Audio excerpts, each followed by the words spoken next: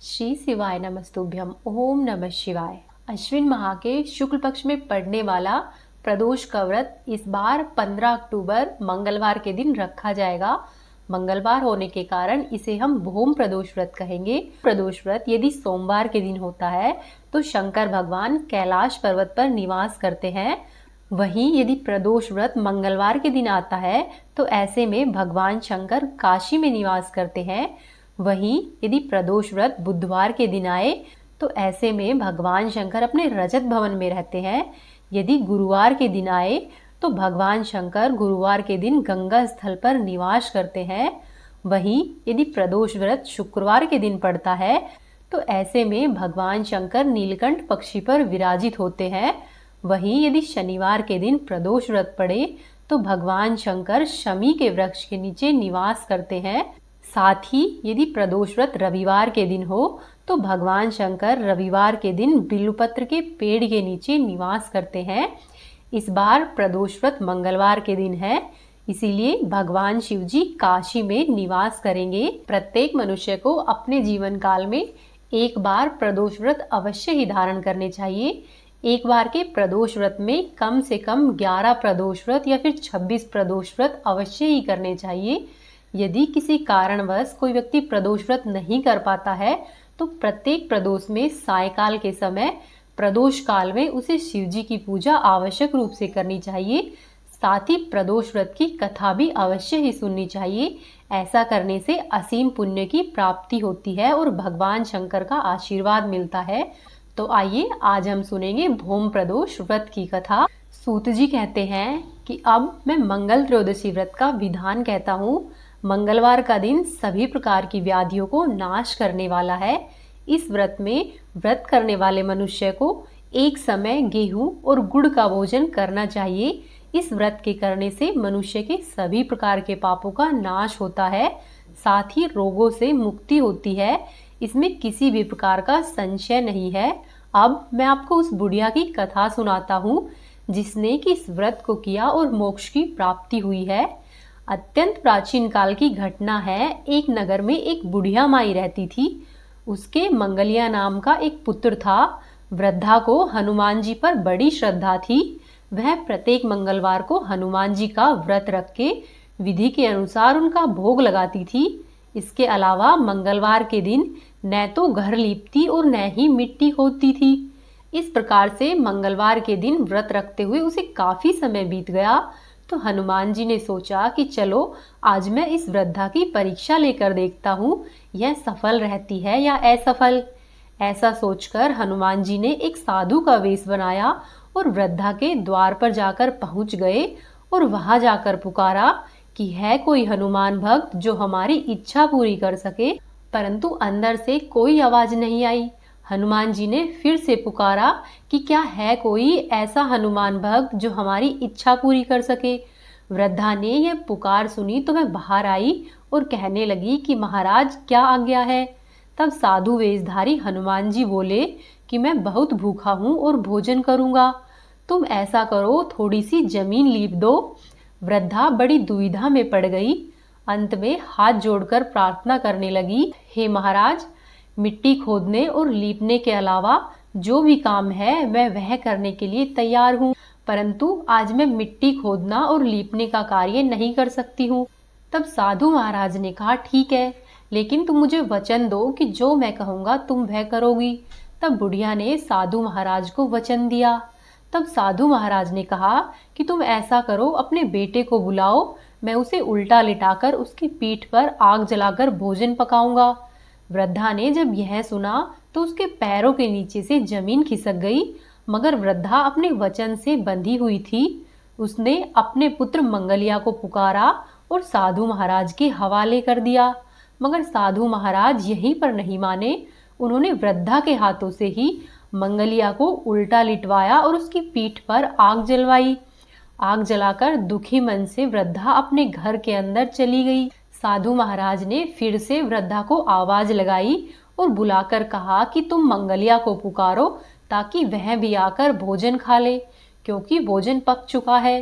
तब वृद्धा आंखों में आंसू भरकर कहने लगी कि हे महाराज, अब उसका नाम लेकर आप मेरे हृदय को और नहीं दुखाओ। लेकिन साधु महाराज नहीं माने। वृद्धा को भोजन के लिए मंगलिया को पुकारना ही पड़ा। पुकारने की ही देर थी कि मंगलिया बाहर से हंसता हुआ घर में दौड़ता हुआ आया। मंगलिया को जीता जागता देखकर वृद्धा को बहुत ही सुखद आश्चर्य हुआ।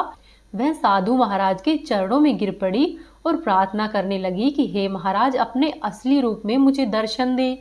तब साधु बने हुए हनुमान जी ने असली रूप में वृद्धा को दर्शन दिए और हनुमान जी को अपने आंगन में देखकर वृद्धा को लगा कि मैं जीवन में सफल हो गई हूँ। हनुमान जी अपने भक्त की परीक्षा ले और उसे आशीर्वाद देकर वहां से अंतर्ध्यान हो गए और वृद्धा माई अपने जीवन को धन्य मानने लगी और फिर से हनुमान जी की भक्ति में जुट गई। बोलो पवन सुत हनुमान की जय। जय भोलेनाथ। हर हर महादेव। अब आप सुनिए एक ब्राह्मण और ब्रह्माणी की कथा। शिव पुराण की कथा के अनुसार एक बार वाशकल नामक गांव में बिंदुक नाम का एक ब्राह्मण रहता था। वह ब्राह्मण बड़ा ही दुरात्मा और महापापी था। वह ब्राह्मण कुमार्ग पर ही चलता था। उस ब्राह्मण की पत्नी का नाम चंचुला था। उसकी स्त्री बहुत सुंदर थी और वह सदैव ही अपने धर्म का पालन करती थी। इस तरह से कुकर्म में लगे हुए उस ब्राह्मण के साथ उसकी पत्नी ने बहुत से वर्ष व्यतीत किए। अपने धर्म के नष्ट होने के डर से वह कभी भी अपने धर्म से विचलित नहीं हुई। लेकिन उसका पति तो दुराचारी था, इसीलिए दुराचारी पति के आचरण से प्रभावित होकर कुछ समय के पश्चात वह स्त्री भी अपने ही पति की तरह दुराचारिणी हो गई।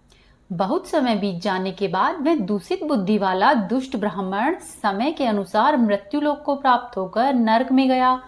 बहुत दिनों तक नरक के दुख भोगकर वह पापी अंत में एक भयंकर पिशाच हो गया। दूसरी तरफ उस दुराचारी पति की मृत्यु के पश्चात चंचुला बहुत समय तक अपने पुत्रों के साथ अपने घर में ही रहती। एक दिन ईश्वर की कृपा से वह अपने बंधु और बांधवों के सहित एक तीर्थ के क्षेत्र में गई। तीर्थ यात्रियों के साथ चंचुला ने तीर्थ के जल में स्नान किया और अपने भाइयों के साथ इधर उधर घूमने लगी। वहां पर उसने एक देव मंदिर में एक ब्राह्मण को भगवान शिव जी की परम पवित्र और उत्तम पौराणिक कथा कहते हुए सुना। वह ब्राह्मण कह रहे थे कि जो स्त्रियां पर पुरुषों के साथ व्याभिचार करती है, यमराज के दूत उन्हें बहुत कष्ट देते हैं। ऐसा सुनकर चंचुला भय से कांपने लगी। उसने विचार किया कि उसने तो अपने पति के साथ बहुत पाप किए हैं, तो उसे भी उन पापों का दंड अवश्य ही भोगना पड़ेगा।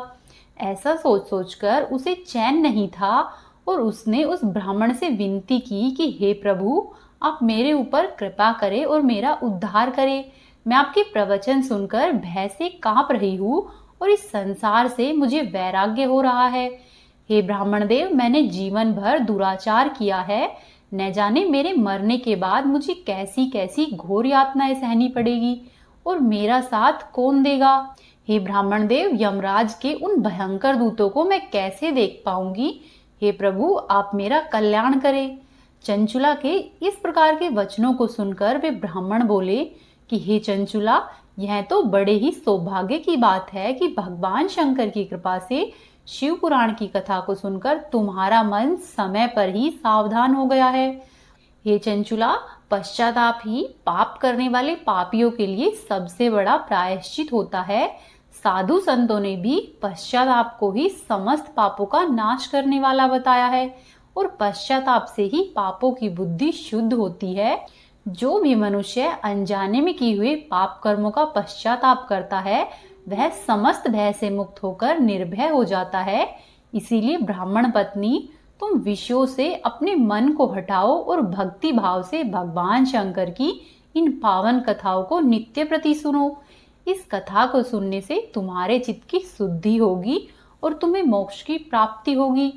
ऐसा सुनने के बाद उस चंचुला ने शिव पुराण की कथा को सुनने की इच्छा से अपने मन में उस ब्राह्मण देव की सेवा करने का संकल्प लिया और ऐसा सोचकर ब्राह्मण से निवेदन करके वह उन्हीं के साथ रहने लगी। उसके पश्चात उस शुद्ध बुद्धि वाले ब्राह्मण ने उस स्त्री यानी कि चंचुला को शिव महापुराण की समस्त कथा कह सुनाई। तत्पश्चात समय का चक्र पूरा होने के बाद भक्ति, ज्ञान और वैराग्य से युक्त हुई चंचुला ने अपने शरीर को बिना किसी कष्ट के त्याग दिया। जैसे ही चंचुला ने अपने शरीर को त्यागा, भगवान शंकर का भेजा हुआ दिव्य विमान वहां पर आ पहुंचा और भगवान शंकर के गणों ने चंचुला को उस दिव्य विमान पर बिठाया और उसको लेकर शिवलोक में चले गए। अब चंचुला दिव्य रूप धारण कर चुकी थी और दिव्यांगना हो चुकी थी। चंचुला ने वहां पर साक्षात भगवान शंकर को देखा। उनके 5 मुख थे और हर मुख में उनकी 3 आंखें थी। मस्तक पर चंद्रमा सुशोभित हो रहा था। उन्होंने अपनी बाईं ओर माता पार्वती को बिठाया हुआ था। उनका सारा शरीर भस्म से भासित था। शरीर पर श्वेत वस्त्र शोभा पा रहे थे। इस प्रकार परम उज्जवल भगवान शंकर का दर्शन करने के बाद वह ब्राह्मण पत्नी बहुत प्रसन्न हुई। उसने महादेव और देवी पार्वती को प्रणाम किया और उसकी आंखों से अश्रुओं की अविरल धारा बहने लगी। संपूर्ण ही शरीर में रोमांच पैदा हो आया और माता पार्वती व भगवान शंकर ने बड़ी करुणा से उसे अपने पास बुलाया और उसकी ओर देखा। माता पार्वती ने चंचुला को प्रेम पूर्वक अपनी सखी बना लिया। इसके बाद चंचुला देवी पार्वती की सखी बनकर कैलाश पर्वत पर ही रहने लगी। कुछ दिन ऐसे ही व्यतीत हो गए, लेकिन चंचुला को बीच बीच में अपने पति का ख्याल भी आता था। एक दिन चंचुला माता पार्वती के पास पहुंची और बोली कि हे गिरिजा नंदिनी, मनुष्यों ने सदा ही आपका सम्मान किया है। हे स्कंद माता, हे उमे, आप समस्त सुखों को देने वाली हो। हे शंभु प्रिया, आप ही संसार की सृष्टि, पालन और संहार करने वाली हो। वह चंचुला इस प्रकार से महेश्वर पत्नी उमा की स्तुति करके सिर झुकाकर चुपचाप खड़ी हो गई। उसके नेत्रों में प्रेम के आंसू उमड़ आए थे। तब करुणा से भरी हुई शंकर प्रिया भक्त वत्सला माता पार्वती देवी ने चंचुला को संबोधित करके इस प्रकार से कहा। पार्वती जी बोली कि हे सखी चंचुले, हे सुंदरी, मैं तुम्हारी इस की हुई स्तुति से अत्यधिक प्रसन्न हूँ। बोलो, तुम क्या वरदान मांगती हो? जो तुम मांगोगी मैं उसे अवश्य ही प्रदान करूंगी। तब चंचुला बोली कि हे गिरिजा कुमारी, मेरे पति बिंदुक इस समय कहाँ पर है और उनकी कैसी गति है, मैं यह सब नहीं जानती हूँ। मैं अपने उन पतिदेव से जिस प्रकार संयुक्त हो सकूं, आप वैसा ही कुछ उपाय कीजिए। हे महेश्वरी, हे महादेवी, मेरे पति एक शुद्र जातीय वैश्या के प्रति आसक्त थे और पाप में ही डूबे रहते थे। उनकी मौत मुझसे पहले हो गई थी। ना जाने वे किस गति को प्राप्त हुए होंगे। तब गिरिजा कुमारी बोली कि बेटी, तुम्हारा बिंदुक नाम वाला पति बड़ा ही पापी था। उसका अंतःकरण बहुत ही दूषित था।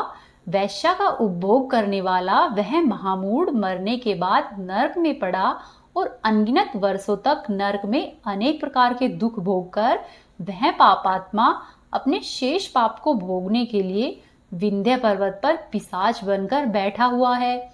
इस समय वह पिशाच योनि में है और अनेक प्रकार के कष्ट उठा रहा है। वह दुष्ट केवल वायु पीकर ही जीवित रहता है। वहां पर सब प्रकार के कष्ट सहता है। तब गौरी देवी की यह बात सुनकर उत्तम व्रत का पालन करने वाली चंचुला अपने पति के महान दुख से दुखी हो गई।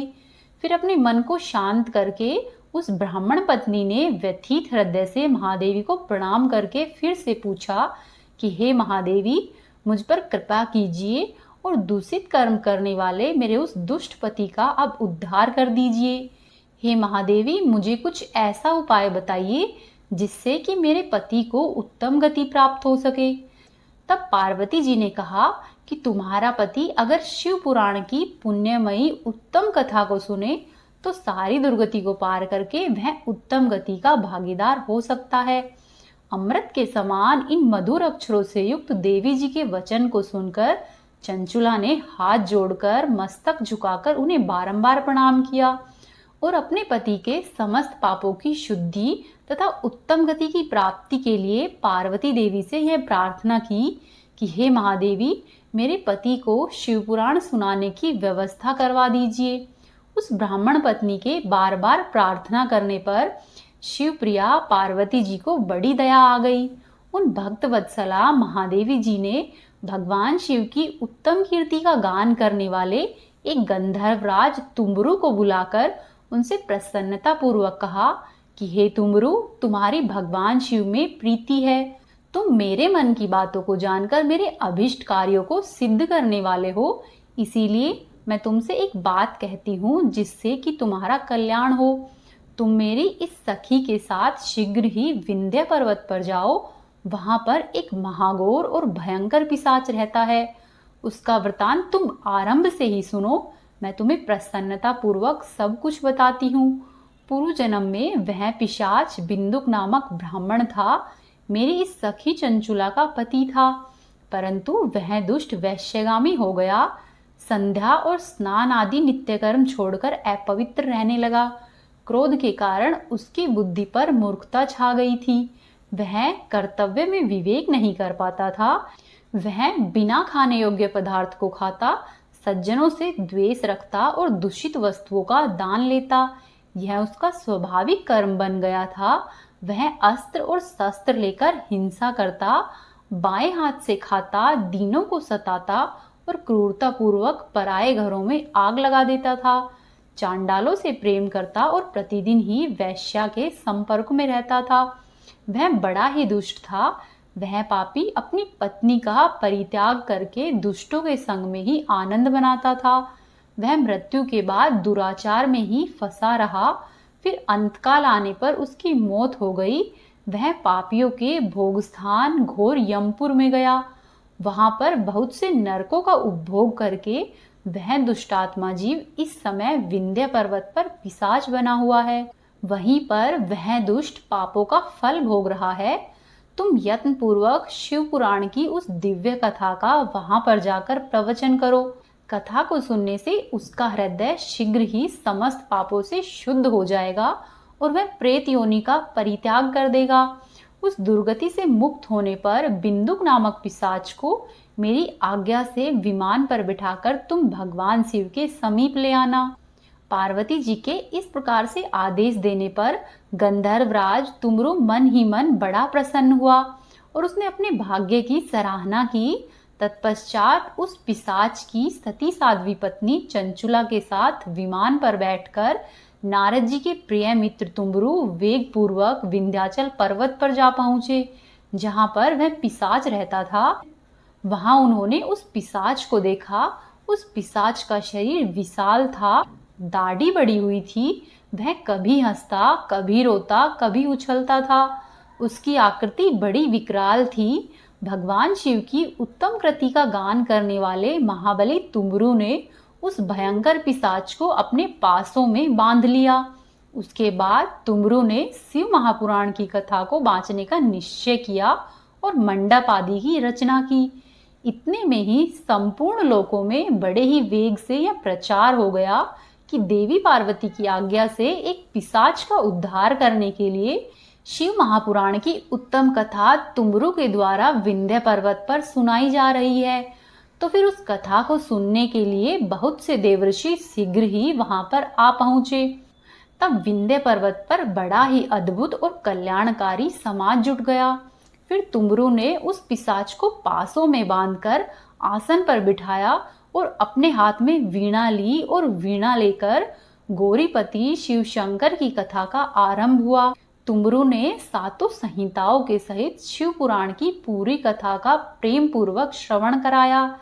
सभी श्रोतागण पूर्ण रूप से कृतार्थ हो गए। उस परम पुण्यमयी शिव पुराण को सुनकर उस पिशाच ने अपने सारे पापों को धोकर उस पैशाचिक शरीर को त्याग दिया।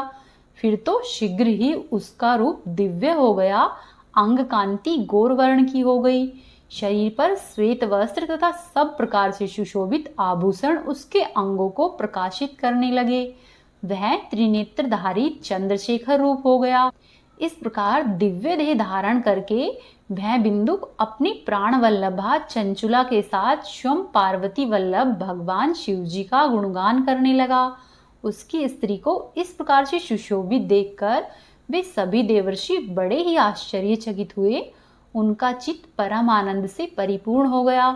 भगवान महेश्वर का वह अद्भुत चरित्र सुनकर वे सभी श्रोतागण कृतार्थ हो प्रेम पूर्वक शिव जी का ध्यान करने लगे और शिव जी का ध्यान करते हुए अपने धाम को चले गए। दिव्य रूपधारी श्रीमान बिंदुक भी सुंदर विमान पर अपनी प्रियतमा चंचुला के साथ बैठकर सुखपूर्वक आकाश में स्थित हो बड़ी ही शोभा पाने लगा। बोलो मां पार्वती की जय, बोलो भगवान शंकर की जय।